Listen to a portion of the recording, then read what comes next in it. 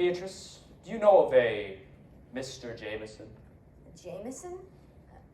No, I don't think so. A Paul Jameson. Jameson? Paul? Jameson. A Paul? Oh, I know where I've heard that name. The other day, when I walked into the library, your lawyer, hang on. Mr. Tate was on the phone. When I walked in, he said, "I'll get back to you, Jameson." That's very interesting. You wish to see me, sir? Yes, Hollister. My sister is very tired of... have I brew her a cup of tea to refresh her? Why, of course. Miss Beatrice, would you come with me? With you? I suppose so. Where are we going, Hollister? To the kitchen. We're going to have some tea. Oh, a tea party? If you'd like. Oh, I would. It's a lovely perfume, is it new? Yes, it's called Primrose. It won't take but a few minutes. Oh, all right, you insist.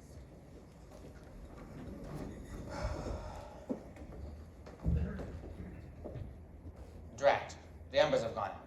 Now, what's so deathly important you pulled me away from the table? I am Boardwalk and Park Place. Some land of my property while I'm in here was a fortune in rent. Oh, for Pete's sake, Lawrence, that's just a game. A game that you are losing. I have to do a better job of managing Edward's finances than do Monopoly. Anyway, what do you want to see me about? Those papers Edward had you bring in tonight. What are they? Good grief, Roy. No, I can't answer such a question. How long do you think Edward would retain Mrs. Lord for revealing such privileged information? It's just... Look, you heard what he said about there being a traitor among the group tonight. Well, the thing is, I'll transfer some of Edward's funds, quite a sizable amount, into a bank account in my name. Now, why would you do that? Well, a major television station Edward has wanted to acquire for a long time is going on the market. If the owners knew he was interested, they'd double their asking price. I plan to make them an offer in my name, and if they accept, I'll purchase it, then revert the property to Worthington Enterprises. I see. Well, yes, now that I've explained it, but if Edward notices the transfer and doesn't know why I did it, well... Say no more. If I were you, I'd hang on to the get-out-of-jail-free card you drew. This is no joking matter. You're right, but why tell me this? Why not tell Edward? Well, if I'm not the one he suspects of betraying him, then there's no need to bother him with it. I mean, he's never shown any interest in the details of how I invest his money before now. And why bring his attention to it if you don't have to, correct? Well, yes, so if you'll just tell me if those papers relate to me. I don't know. What? I have no idea what's in the envelope. Edward instructed me to go by his office on the way here, take the blank out and put the wax seal, and bring it to him immediately upon arrival. That's what I did. I assumed you knew. As did everyone, I expect. Edward could have brought him himself, but if I was to guess, I would assume that he had me bring it, maybe upon me handing it to him, and stir everyone up. The fact is, not as much in the dark as you are about its actual contents. Wait, so they could relate to you as well as anybody else? Me? I haven't anything to feel guilty about. My conscience is clear. Is it? Is it really?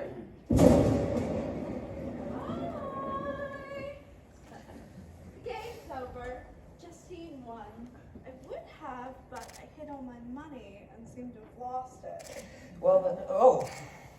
Oh, I must have put it in my bra. Now I'm flat busted. You two are a bunch of gloomy gusses. What's wrong? Nothing. I'm going for a breath of fresh air. But Roy, you know it's going to storm. I wish he'd listen to me for once. I don't want him to go out with thunder and lightning. He could get struck dead as a door now, whatever that is. I guess he figures the wrath of Mother Nature is nothing compared to Edward's. Never mind. Oh, Lawrence, we rolled for you and Roy. I took all of your money. You went bankrupt. I've heard. I believe this belongs to me too. The way I see it, get it while you can. Edward taught me that. Don't, Mom. Don't worry, dear. I'll hold my temper, at least until your father makes his little announcement. After that, anything goes. I wish he'd just get it over with. I love murder mysteries, but I always read the last chapter first to find out who did it. Well, if you feel a rumble, it's Agatha Christie spinning in her grave. Calm down, Aggie. I don't like suspense or murder or any of that. It gives me hives and I'm all itchy and it's awful.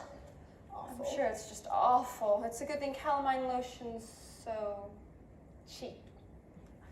So, Lawrence, how about telling us what's in the envelope Edward's carrying so near to where his heart would be if he had one? I'll make it worth your while. Roy's wondering the same thing just moments ago, but I just told him. I don't know. You don't? I thought it might be. Never mind. Why should you be concerned, Deborah? Well, Father arranged for the college to send him a copy of my grades each semester. Not that he cares about me. He's more interested in how his money's being spent. And I've had some problems lately, and, well, I haven't done so hot in most of my classes. And you're worried Edward might cover your tuition. Mm-hmm. If he tries that, I'll cut off his head. Oh my goodness. Oh, we won't know what he's planning until he decides to tell us. Until then, the content of the envelope will remain a mystery. I'm back, Eddie, honey. Fresh as a daisy. Oh, I thought Edward was in here. Where did he go? I'm not sure, but that's the way I like it. After his announcement, he's been lying low. Not low enough. If you ask me, I'd prefer 6 feet under. She does not mean that. Yes, I do. The French doors are open. I wonder if he went outside. No, not with Roy. I should get him before he gets soaked. Do you know if they make drip-dry tuxedos? That would be awesome. Excuse me.